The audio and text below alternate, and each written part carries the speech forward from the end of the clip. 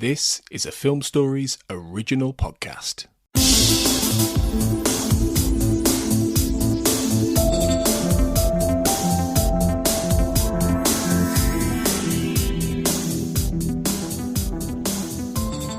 Hello everyone, and welcome to the Xcast X-Files Podwatch, episode 86, covering Via Negativa and Surekill. I'm your host, Carl Sweeney, and I'm joined once again by Baz Greenland. Hi, Baz. Hiya. So, Baz, just briefly, hopes, fears, expectations for Season 11 as we record this? What are your thoughts? Okay. Where to start? Chris Carter to be good again. No Babylon. I know we're you're a fan of Babylon. Babylon's one of the worst episodes they ever did. But I just want them. I like the mix. I love the 3 episodes in between before Babylon, and I think more of that. And it's just great to see him on screen again. But I also want closure. Gillian Anderson is not going to do a season 12, or at least not for a long time. So they cannot end on a cliffhanger. They need to wrap it up in a way that she can move on, and it feels like that's it. Okay, that's done now. Do that.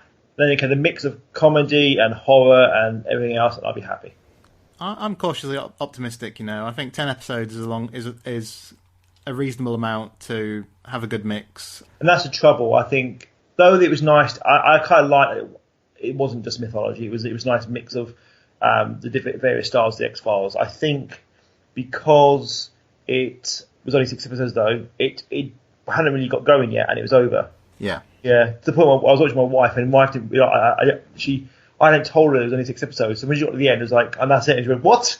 How can it be then? It's only just started." And it was, it was interesting. I definitely enjoyed it. I enjoyed some of them more, except Babylon.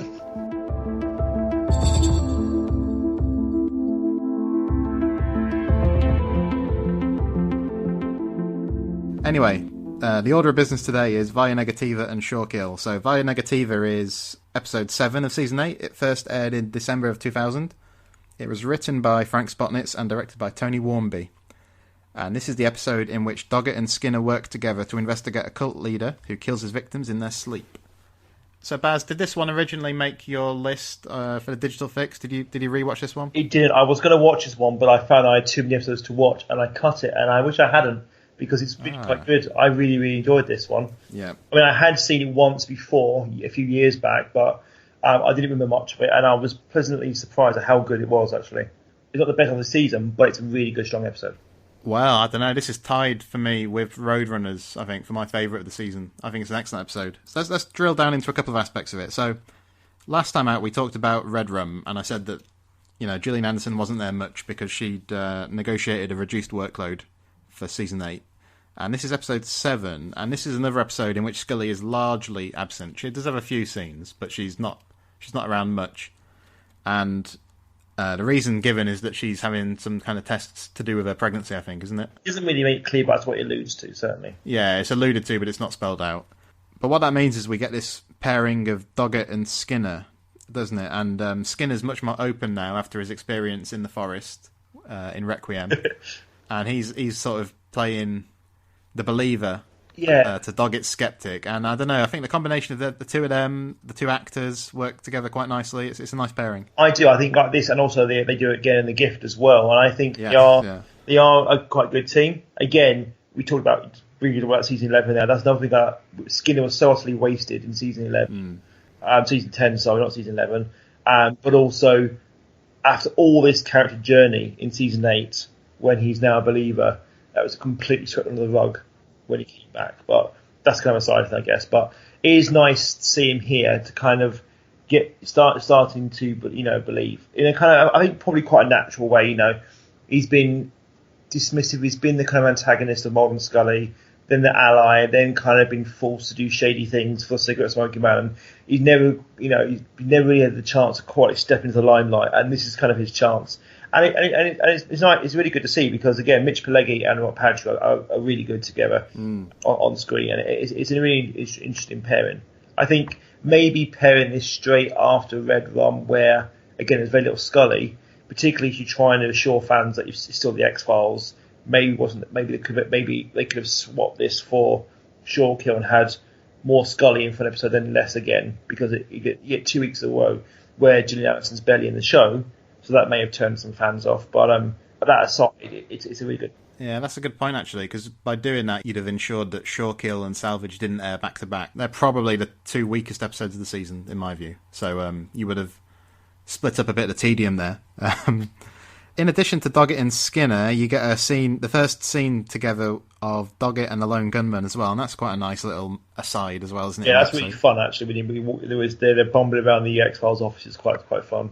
I mean, the one thing they don't do it here, but one thing they do show a lot of in Season 8 is that Doggett's read all the X-Files. He knows the cases. So when Black Hole turns up, he knows what it is. And so you assume at this point he knows who they are, which is why he doesn't completely throw them out by the collars. But it's still great to, it's great to see Doggett in Mulder's world now, which is, you've had the X-Files, you've had him with Skinner, now you get to see him working with the Lone Gunman as well, which is quite good.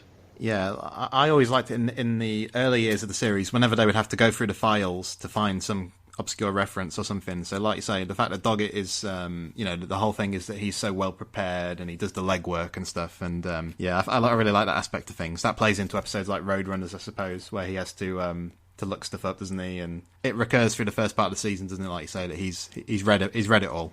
And later on, I say when Mulder and Doggett episodes, right back half of Season 8, when they find the black hole. It's the first time the black hole has been in it for years. But Doggett knows what it is because he's read the case files about the black oil. So it's good. He's prepared. He knows what he's doing.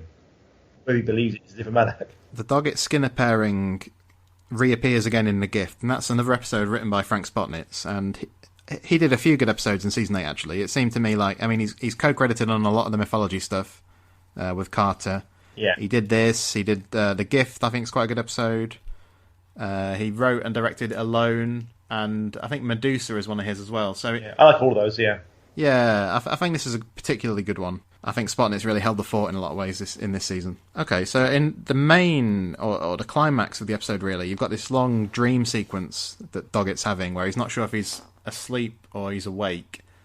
And I really love that sequence. I love the mood that's created, the atmosphere, some of the imagery is great.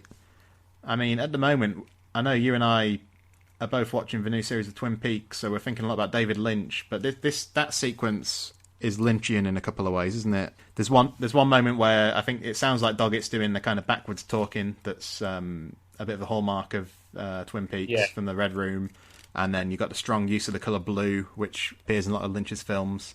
So I'd imagine he must have been somebody they were thinking about when they put this together. Quite possibly, yeah. I mean, Twin Peaks is kind of definitely one of those shows that influenced X-Files as well. Obviously, Duchovny was in it as well. So yeah, you definitely get, it's a really good sequence. It's very very moody and atmospheric as well. Yeah, but it's I really like the sort of nervy acting Robert Patrick does. But I mean, that's the end of the episode. But the whole thing's, it's not like massive set pieces or anything. But it's quite dark and nasty. I mean, and that's what the interesting thing. There's some quite memorable, quite horrible scenes in it. You mentioned Rogue One as your favourite, and that's some nasty pieces as well. And here, this guy where the guy is eaten by rats, or the homeless guy sinks into the pavement, and his head, the axe cuts into his head, and the attack at the beginning with the two agents. It's very kind of brutal and quite nasty, which is the kind of part that X-Files Season 8 does go back to kind of dark and gritty and quite violent at times as well. Yeah, I think Frank Spotnitz had talked about he had this image of blood coming out of a tube of toothpaste, and he was trying to think of a story to work that into, and this is what he came up with eventually. He came up with a story about sleep and different planes of consciousness. Yeah, and he felt it just gave him the chance to play with this kind of abstract imagery, and in my view, it works a treat. Yeah, and the main villain is good. I'm trying to pronounce Keith's surname. I can't pronounce it because I remember him as well playing Holt in Angel. I think he was quite good in that, and I think he plays that kind of slightly quiet, well-spoken, slightly insidious character quite well. And I think he does it here as well, which is interesting. That he's not, for this guy who basically can control people through dreams and he's murdering people, he doesn't come across as over the top or maniacal. It's very, very played very low key, but it really works as well. Absolutely, yeah. And I think this is a good example of where they turn Scully's absence to their advantage, really, as they would do in a couple of episodes in this season. This probably works better, actually, with Scully not being there, doesn't it?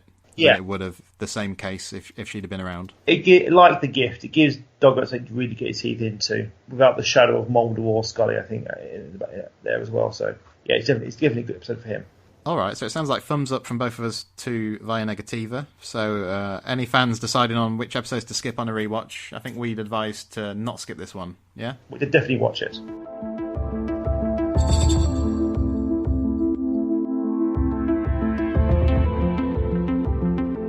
Okay, let's see if we think the same about Surekill then. So Surekill was the first episode to air in 2001 in January. It's the 8th episode of the season. It was written by Greg Walker and directed by Terence O'Hara. This is the episode, Baz, which begins with a man being murdered inside a police station by a killer with superhuman vision. It's quite a strong opening, actually. Yeah, it's a good opening. Just skip the rest of the episode. Don't get me harsh. It's not a terrible episode. It's just not a memorable one. It's a bit boring. I think that's trouble. It's there are bad episodes of the X-Files. This isn't a bad episode of the X-Files. It's just not a particularly interesting one either. I mean, it's competent, isn't it? And it's got that kind of dark, gritty feel. You can see this fitting in season 2. Season 3 I found quite gritty. I think this would definitely sit well in a season 3 episode. But if it had been exactly the same, but with Mulder and Scully, maybe their banter at that point may have heightened a little bit, but I think it would still be a fairly forgettable episode. Yeah, I think that's right. I think the back and forth of the banter, like you say, would have added something to this episode if it had been in an earlier season. It wouldn't have been enough to salvage it, I don't think. I mean, Doggett's quite a funny guy at times, but he's not reliably, quippy like Mulder is. And maybe that's why they went quite dark and quite nasty, because both Scully and Doggett are quite serious characters. You kind of need them in something quite intense, doing something quite intense, which like Roadrunners works, particularly I feel like Medusa works when they're kind of stalking the subway of Boston as well. I like those episodes because it's quite intense and quite dark. This one is just a bit flat. There's just nothing. You're right. The opening is very Terminator-esque, and it's definitely the best bit of the episode. After that, it just becomes a bit of a snooze fest. And the characters, the actors themselves, guest characters, aren't particularly exciting either, unfortunately. No, I mean, there's one of them. Michael Bowen is his name. He's the guy who played Dwight, and he's a good actor, I think. I mean, he's not great here. He's not great here. He's the guy who turned up later in Breaking Bad in the final series as a villain, and he'd been in a couple of Quentin Tarantino's films. I did recognise him. I mean, I don't think he was bad here. I don't think any of the characters were bad. He's probably something from the script. Yeah, I think the material was just not there. Yeah, and Kelly Waymeyer as Tammy as well. Just a bit fish of a character. You kind of supposed to feel sorry for her. You're supposed to feel that she's double crossed them. So I don't know what you're supposed to feel. I guess you're supposed to feel sorry for her because it's quite a scary situation where Dwight might kill her maybe if he finds out she betrayed her. But you don't get enough tension to really kind of engage. I just didn't feel anything about any of them. Is the truth. I mean, Patrick Kilpatrick was a great name, isn't it? As Randall, the one who can see through walls. He's better because he plays that kind of almost like the Frankenstein monster type goon, where he doesn't really have. He looks. Yeah, he looks the part, definitely. I think they got contacts in him as well because of the other vision, which make him slightly off-putting as well. And that's yeah. If I'm being positive here, he looks a bit more interesting.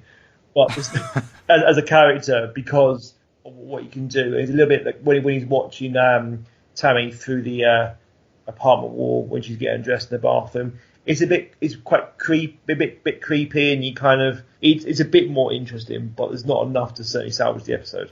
I mean, some of it's just that I'm not sure the writing is brilliant either, which is that the fact that he's got superhuman vision and his brother can't see very well at all. I mean, that just seemed a very naff crime fighting team, was it? I don't know. I don't think that added anything. I don't think it was particularly. I don't know if they were going for dramatic irony. It just didn't really do much for me. Interestingly, Michael Bowen was one of Robert Patrick's mates. I think he was a fellow biker, and Robert Patrick apparently was very excited to have him on the set for the week. And apparently he was really up for filming this episode, Robert Patrick. I mean, he's very reliable, I think, in these final 2 seasons. I think there's only one time, which was Lord of the Flies in season 9, when I ever looked at him and I thought he doesn't really know what to do with this script. I always thought he was very solid and gave as good as he got at all times. Yeah, I agree. But it's did you interesting fact? Did you know James Franco's in this episode? Yeah, I forgot to look out for him though this time. I know he appears in the background. Yeah, so this must have been a year or two before Franco appeared in Spider-Man, I guess. Probably a year. So, he became quite famous shortly after. What else is there to say about Surekill? I mean, I would advise first-time viewers of Season 8, only watch this one if you're a completist, I would say. Yeah, it's got that kind of grit and kind of urban feel of like Season 3 X-Files. It's not terrible. It's fine if you're going to watch all of them, but if you're not going to watch every episode, then don't bother. Yeah, I think this stretch might be the weakest part of the season then, because you go from this. Salvage is not particularly good. I mean, Badlar, a lot of people like Badlar. I think it's okay. Yeah, there's some memorable bits in it, and the guy's creepy with the squeaky wheels, but it's not the strongest one, is it? I think it's when you get back to about Per Manum. Well, I think from then on, I think it's all similar as 5 in right through the end of the series. It's just really because that kickstarts Mulder's return. You had the gift and Medusa, which I like both of those. I know a lot of people don't like Medusa, but I kind of think it's a really good episode for Dog and Scully. It shows it's the last one case together properly, and it shows their dynamic, how much it's improved over the course of the season. And then you get Per Manum, and then you get into Mulder's return and so on. And I think from then on, it's a really exciting end to the rest of the series. Yeah, and that backstretch, is much more serialised than any other section of the X-Files series. I would recommend you watch Per Manum through to the end. It's just if you watch season 8, because every episode brings something to it. Yeah, I would agree with that. But we're getting slightly ahead of ourselves, Baz, because tomorrow on the Xcast X-Files Podwatch, the episodes being discussed are Salvage and Badlar.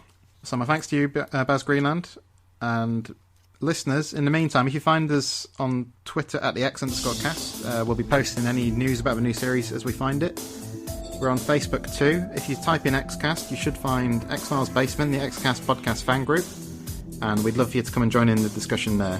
Okay, that's it for today, listeners. Until next time, trust no one.